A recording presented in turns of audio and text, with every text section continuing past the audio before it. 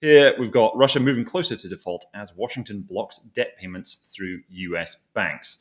So this is from the Financial Times. Very interesting situation here. So we've got Russia's foreign exchange reserves have been frozen when they're outside of Russia, obviously when they're in US banks. So especially the dollars and the euros have been frozen by all these countries, but mostly the US. And the US has taken this position of effectively attempting to make Russia default on its debt, even when Russia does have the money. So there's these bonds coming up which are denominated in dollars. Russia needs to pay its creditors some dollars in order to pay the interest on these loans. And JP Morgan, which would be processing these payments to the bondholders, asked the U.S. Treasury, should we be helping out with this? And the U.S. Treasury said no. It was very interesting because when you think of somebody defaulting, you think of somebody not being able to pay on a loan. You think it's because they've not got the money. And there's obviously Russia's under a huge amount of stress at the minute. But when it comes to their actual foreign exchange reserves, it does have the money to pay it. It's just that they are being forced. They can't access the money.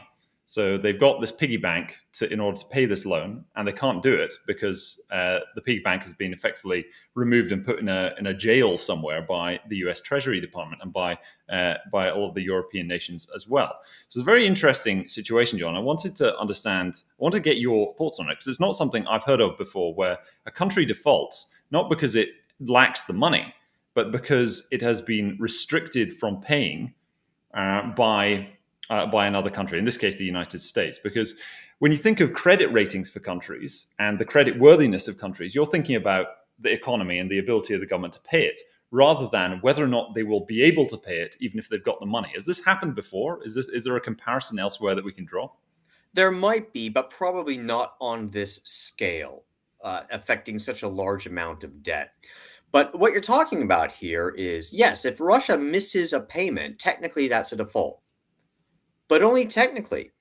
You could argue you then enter a very gray legal area. Because, of course, Russia can say, well, hold on.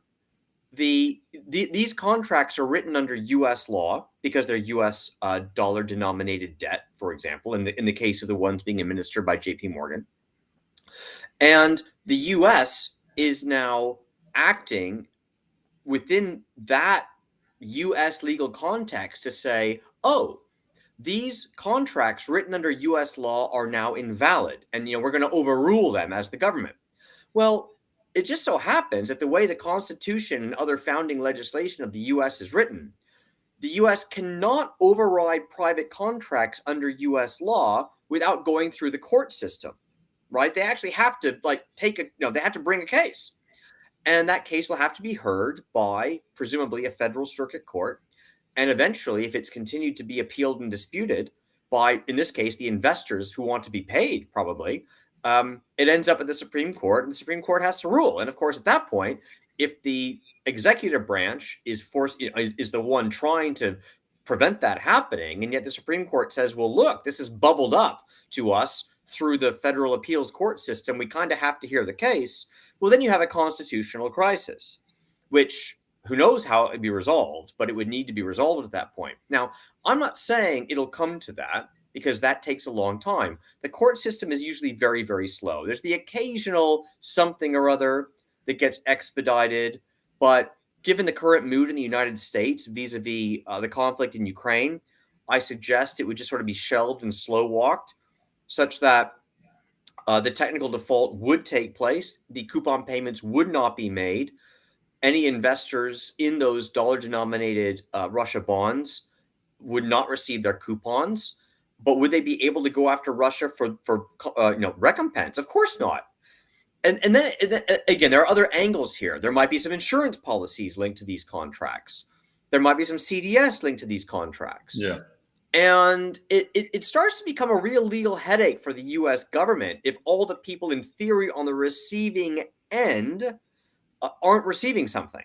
Anyway, it's not as neat, clean, and tidy, these sorts of sanctions, as the U.S. would like them to be, or other countries involved in this would like them to be. And indeed, history suggests that maybe that's a reason why when you impose sanctions on countries, they're overwhelmingly on physically traded goods, because those can easily be interceded under a huge body of international law, whereas these sorts of remittances and the legal claims to these remittances and what constitutes a default is far from clear cut. So, in a way, the US and other countries participating in the sanctions here, they've opened a can of legal worms that are not easily dealt with.